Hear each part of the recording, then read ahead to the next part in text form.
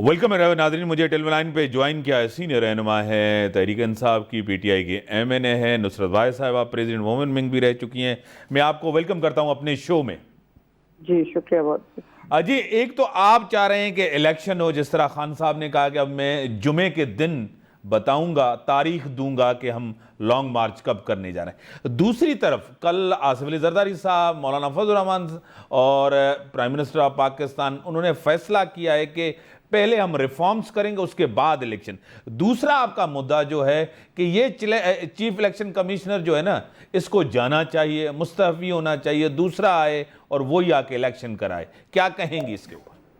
जी बिस्मिल्लाहिर्रहमानिर्रहीम, बहुत शुक्रिया इम्तियाज साहब को प्रोग्राम में इनवाइट करने का। देखें,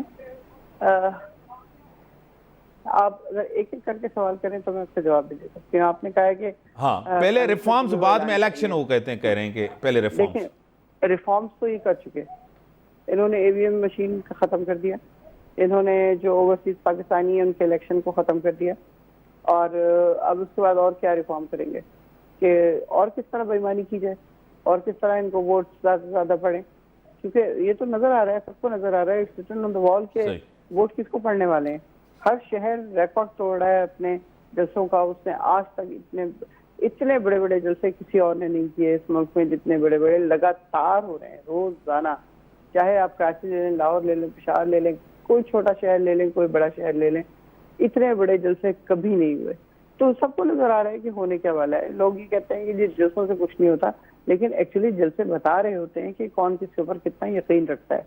तो यहाँ पे आवाम को बिल्कुल 100% पता चल चुका है कि कौन मुल्क के साथ सिंसियर है और कौन मुल्क के लिए कर रहा था, और किस तरह उसकी तमाम एफर्ट्स को ब्रेक करके किस तरह ये लोटाक्रेसी लाई गई, किस तरह अमेरिका ने साजिश की, किस तरह सब कुछ कामयाब बनाया गया रात को 12 बजे अदालतें खोल के। तो मतलब इसमें कोई चीज ढकी छुपी तो है नहीं। ये इलेक्शन ज्यादा से ज्यादा डिले करना चाहते हैं कि शायद इस तरह लोगों का वो जो एक जोश शुरू हुआ है प्राइम मिनिस्टर इमरान खान की तरफ, वो शायद खत्म हो जाएगा वक्त के साथ साथ। वैसे भी इलेक्शन कमीशन ने कहा कि जी 7 महीने से पहले हम नहीं करवा सकते, कोई इलेक्शन कमीशन इस किस्म की बात नहीं कर सकता, लेकिन फिर भी सर उन्होंने कहा। लेकिन इस इलेक्शन कमीशन को चेंज करने का इसलिए जरूरी है कि ये जो है ये बायस हैं, इनकी शहबाज शरीफ के खानदान में 2 शादियां हुई हुई, तो वो कैसे इनके खिलाफ काम करेंगे, कैसे इनके खिलाफ कोई डिसीजन देंगे। तो उनकी हमदर्दियां तो सारी उसी तरफ होंगी जहाँ पे रिश्तेदारी है, जाहिर है। तो ये वाली चीजें बिल्कुल अपनी अलग जगह पे, लेकिन लोगों की मोहब्बत ने, लोगों की अकीदत ने ये चीज बता दी है, दिखा दी है कि अब कोई भी और नहीं चल सकता इस पाकिस्तान में। जिस पे इलेक्शन होगा तो एक ही बंदा आएगा और वो प्राइम मिनिस्टर इमरान खान होंगे इंशाल्लाह। ठीक है, एक तो आपका पॉइंट ऑफ व्यू ये आ गया कि ठीक है, ये इलेक्शन कमीशन उनका बड़े ही करीब। एक कल आपने ज़रूर एक स्पीच सुनी होगी खान साहब की, उन्होंने बड़ा शुक्रिया अदा किया सुप्रीम कोर्ट का कि फ़ैसला हमारे हक में आया और फ़ैसला ज़बरदस्त था, तारीखी फ़ैसला था। जिस तरह 63A की तशरीह की गई है, जिस तरह वो आपके सामने, और ताहयात नाअहली को वो सुप्रीम कोर्ट लेके गए, कहने के सुप्रीम कोर्ट का यानी कि कानून साजी करना है वो करें जाके इस फैसले को। तो आप अदालतों के लिए तो कल खान साहब ने बड़ी उनकी तारीफ़ की है। जब फैसला आपके खिलाफ आता है तो आप अदालतों को टारगेट करते हैं, आपके हक में आता है तो आप वाह वाह करते हैं। देखिए, टारगेट उस वक्त भी हमने नहीं किया। हमें एक चीज जो हुई थी वो नजर आ रही थी पूरी दुनिया को, कोई छुपके तो नहीं हुई थी कि हम दिन के 11:30 बजे एक पिटिशन लेके जा रहे हैं और ये कह के उसको वापस कर दिया जा रहा है उसी दिन कि टाइम खत्म हो गया अदालत का, और रात को 11:30 बजे अदालतें खुलना शुरू हो जा रही हैं। हमारा इजलास जो है उसको प्रोलॉन्ग किया जा रहा है, नेशनल असेंबली का लंबे से लंबा हुए जा रहा है, और एकदम 11:30-12 बजे खबर आ रही है कि अदालतें खुल रही हैं। फलां खान साहब तो बिल्कुल अपनी जो यूजुअल मीटिंग्स होती हैं वो अपने बैठ के कर रहे थे वहाँ प्राइम मिनिस्टर हाउस में। तो टीवी भी नहीं देख रहे थे वो लोग, तो टीवी बंद था वहाँ पे, उन्हें पता ही नहीं था कि बाहर क्या हो रहा है। और यहाँ पे अनयूजुअल सा एक इजलास हमारा हो रहा था पार्लियामेंट के अंदर, हम लोग मौजूद थे। तो 11:30-12 बजे हुआ कि निकले सब लोग घर जाए, मकसद गाड़ियाँ आ गई, फला आ गया, ढमका आ गया। फिर हम बाहर निकले तो पता चला कि जी ये तो टॉपर डाउन हो रही है गवर्नमेंट। लेकिन आप उस आदमी को देखें किस कदर वो माशाल्लाह जीदार था, जितने लोग उसके पास बैठे हुए उसमें उनसे पूछा गया कि क्या और भी कोई मेरे खिलाफ रह गया है, उन्होंने कहा नहीं, सब आपके खिलाफ है। तो वो उठे, डायरी उठाई, मुस्कुराते हुए निकल के विक्ट्री का निशान बनाते हुए गाड़ी खुद चलाई और बनिगाला चले गए। और हम लोग वहां से निकले, हम बाहर आए कि पता नहीं क्या क़यामत आ गई है, वाकई में बग तक गाड़ियां खड़ी हुई थी।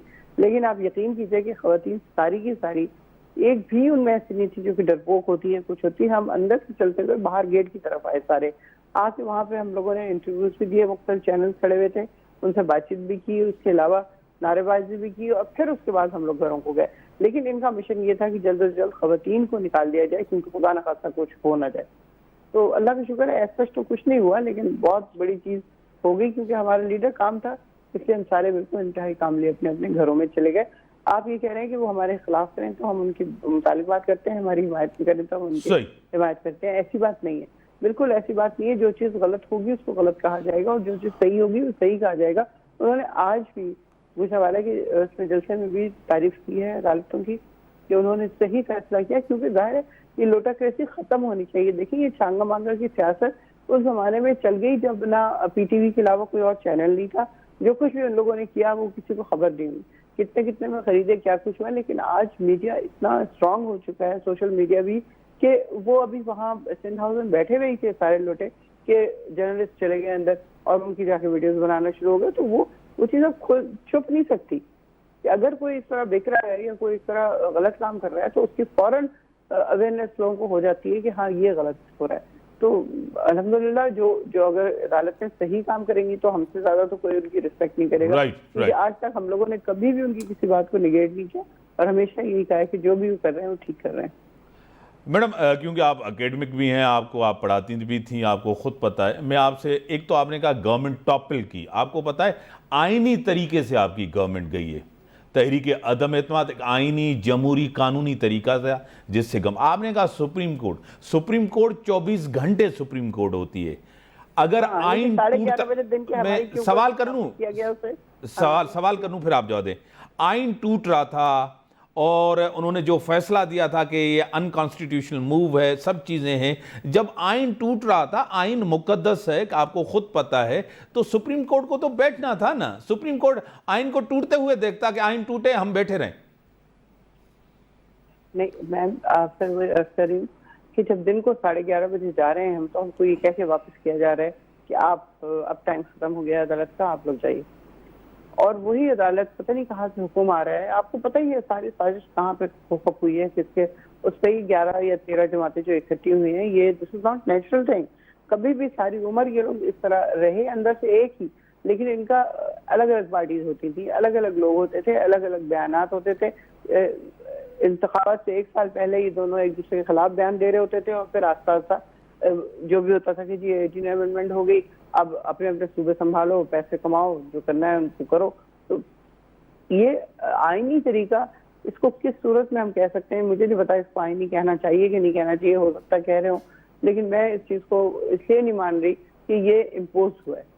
ये तमाम पार्टियां जो कि 11 या 13 पार्टियां हैं, एक आप देखें अगर 11 हाईनाज एक जगह हो और एक शेर हो तो वो हरा देंगे उसको। इसलिए उस पे हम हारना तो मैं फिर भी नहीं कहूंगी, लेकिन जाहिर है हमसे हुकूमत ले ली गई। तो एक पार्टी वर्सेस 11 पार्टी था वहां पे हिसाब किताब। तो अब देखते हैं कितने दिन चलते हैं, ये लोग क्या करते हैं। एक आपने ठीक है इमरान खान ने 3.25 साल में कोई एक भी अवामी काम नहीं किया। एक आपके सामने, फिर आप बताते जाएं एक चीज। दूसरी बात, अब इमरान खान जो रोडों पे है वो कौमी मुफाद के लिए नहीं है। अपने दौर में तो कौमी मुफाद में कोई एक भी काम नहीं, जाती मुफाद के लिए निकले। इक़्तिदार, खान साहब की तबीयत मिजाज ऐसा है कि वजीर आजम भी मैं, और चीफ जस्टिस के फैसले भी मैं करूं, आर्मी चीफ के भी फैसले मैं ही करूं, जो मैं कहूं वो सही। मैं हूं जो मुहिब वतन हूं, मेरे साथ जो है वो मुहिब वतन, सामने जो है सारे गद्दार हैं। ये तो इमरान खान का पहले दिन से एक मनफी सियासत है। बहुत ही अफसोसनाक बयान दिया आपने अभी कि मुझे समझ नहीं आती कि ये वो आदमी है जिसने आज तक किसी इदारे के खिलाफ बात नहीं की, बल्कि हमेशा ये कहते थे कि हम एक पेज पे चल रहे हैं, एक पेज पे चल रहे हैं। सिलेक्शन की जहाँ तक बात है, वहाँ पे आइडिया देने में तो कोई हर्ज नहीं होता कि अगर आप समझ रहे हैं कि कोई आदमी जो मुझे लग रहा है कि बेहतर है, तो मैं अपने जो भी मेरा सुपीरियर है उसको मैं बता दूं मुझे लगता है कि ये आदमी बेहतर है। इसमें इम्पोज करने की बात तो नहीं है। वो माने ना माने, जाहिर है उन्होंने अपने प्रोसीजर के हिसाब से उस चीज को आगे लेके जाना है, हमारे हिसाब से तो नहीं देंगे वो। तो जब वो नहीं इस किस्म की कोई चीज हो रही, तो आप कैसे ये सारे इल्जाम लगा सकते हैं कि वो सारी चीजें मुल्क के खिलाफ और मुल्क के अगेंस्ट वो कर रहे हैं? सही। तो मेरा ख्याल है जितना ये आदमी पैट्रियोटिक है इतना तो कोई भी नहीं है। ना ये पैसे कमा के इसने 3 सालों में बाहर कोई जायदादें बनाई, ना इसकी मिलें 1 से 13 बन गई, ना कोई और महल बनाए, ना इन्होंने कोई फ्लैट्स लिए, बल्कि जो सारी जिंदगी कमाया था वो सब बाहर से पैसा लाके पाकिस्तान में इन्वेस्ट किया। पाकिस्तान में यूनिवर्सिटी बनाई, पाकिस्तान में हॉस्पिटल्स बनाए, पाकिस्तान में ही सब कुछ करने की कोशिश की। उनका तो जीना मरना जैसे पाकिस्तान में औलाद उनकी बाहर पड़ी है, 2.5 साल से एक दफा वो नहीं गए उनसे मिलने के लिए। तो ये कोई छोटी बात नहीं है। ये मतलब ये हम लोग ऐसे ही बस for the sake of opposition हम इस तरह की बातें कर लेते हैं या नंबर बनाने के लिए, तो ऐसा नहीं है। वो बहुत ज्यादा मुहिब वतन है और लोगों को इस बात की समझ आ गई है। हमने एक भी क्या काम नहीं किया, मुझे बताइए। 40 साल के बाद पहली दफा डैम बनने शुरू हुए।